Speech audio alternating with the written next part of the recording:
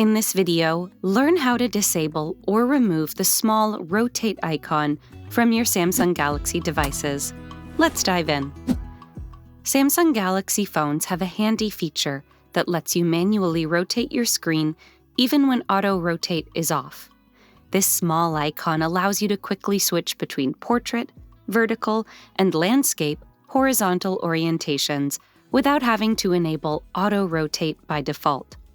The icons show up temporarily and disappears automatically after a short time. Here's how you can disable the icon. On your Samsung device, swipe down from the top to reveal the quick settings toggles. Now, long tap on the auto rotate icon. Now just turn off the toggle next to Show Rotation button on navigation bar. Tap on Done, and that's it. Now you won't see the auto rotate icon again on your device. For more tech tips and tricks like these, subscribe to Guiding Tech and discover one of these videos handpicked just for you.